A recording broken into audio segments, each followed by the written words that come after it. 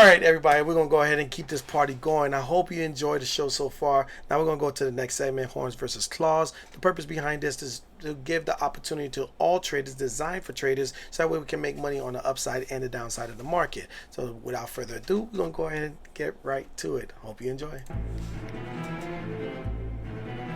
Okay, you want to jump into the stock market, that's fine.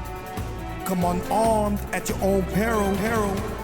So I'm here to prep you before the battle begins this week at horns versus claws. All right, everybody, let's get right to it. We're going to go ahead and start with the bears. All right, so now we're going ahead and show that they're clawing down the market. Right now, Costco was starting to show that little bit of a downside. It didn't really hold below that order block, which was my biggest fear. So we're going to see what it does with that. Now, Microsoft, on the other hand, it had a massive move to the downside. You can see on this weekly chart, we're making lower lows. This thing could continue to the downside. Keep an eye on Microsoft. It might make some lower prices.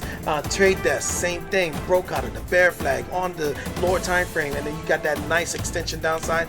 This is probably one of the ones that catalyst to really push the market down. It's down 5%. But let's go ahead and start with this week. This week we got Royal Caribbean. Royal Caribbean is breaking out and it's starting to put a sell signal on the weekly. I want to see what it does with this, because if it continues in this direction, we're probably going to go ahead and fill this fair value gap. Probably get around 132 before it starts to do its bounce. But if it breaks the order block that's right there below, we're talking about prices under 126. Now the next one we're going to talk about is AVGO. Now this is still inside of the tech space. They also do semiconductors.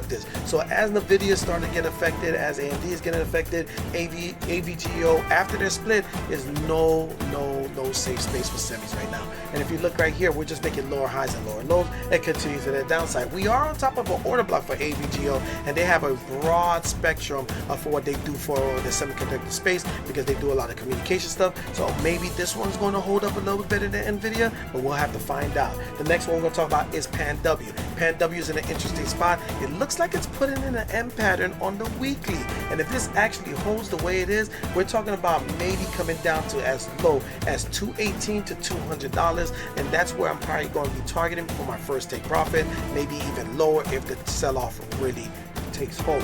Now let's go ahead and move on to the bulls. Now the bulls, on the other hand, it's a little bit shaky, because here's Sherwin-Williams. I gave out this. It didn't really make a complete impact to the upside, but it did make higher highs. And then you got JPM. This one was very questionable because we did not make any higher highs, but it did look good. I was looking for it to hold support on that line, and it did not. It tested the second line, and it didn't even hold that one. So this one's going to look a little bearish. And then ABBV looks good. Again, this is part of the competition with Eli Lilly. They're taking some of the market cap, so we'll see what that does for ABBV. Keep this one on your radar. Now the next one we're going to talk about is Abbott. Abbott got a monster candle engulfing the previous candle, and I want to see more upside on this one. If this is going to be true, we're talking about probably attacking to as far as 117, 120 before it starts to slow down. This was probably going to be really good going into that healthcare cycle as we go into open enrollment.